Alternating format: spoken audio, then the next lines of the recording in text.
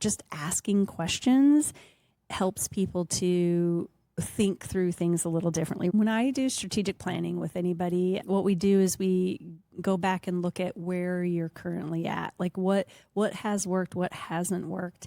And a lot of times people will come with an opinion that something isn't working because of this. So what I do, I have a quality management background.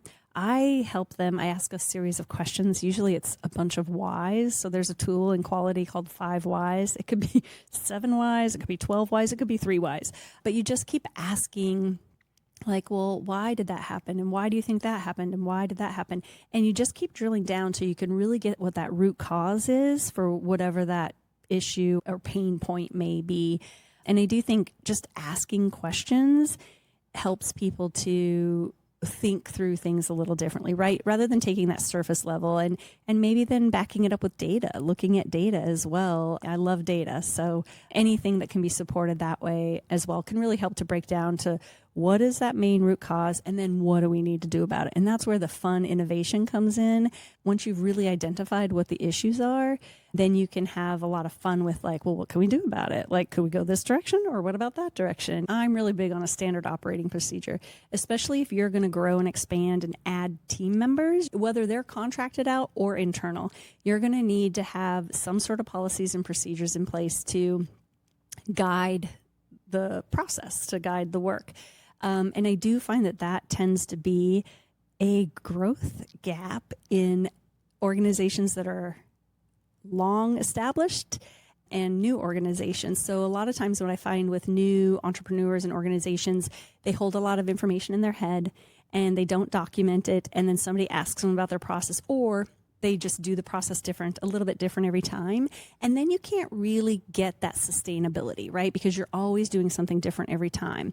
And then it's inefficient because you're recreating the wheel every time. So in an established organization, a lot of times what happens is there's policies and procedures, but they maybe haven't been reviewed in years and years. People don't follow them. You get new people coming on board. They didn't realize there was a procedure or process for something that they're doing. So then you get different results every time. The benefit of having standard operating procedures basically are that you follow it and you get the same result every time. That's what we're going for, because then you can track it and then you can set your goals with it. If you're not meeting that goal, then you can go back and look at that process and say, what's changed or what's different in that, and how do we fix it so that we can achieve the results we want? People don't really like talking about policy. I freaking love talking about policy and systems. I like putting things in place. I like tracking things and looking at the data to say, oh gosh, we thought this was the impact it was going to make, but it had this impact. So we need to pivot and change our strategy to do something different.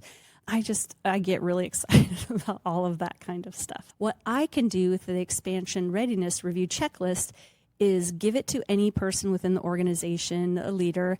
They can walk through that and they can look at the areas within their own business and say, this is an area we might need to pump up a little bit, or to review or revisit.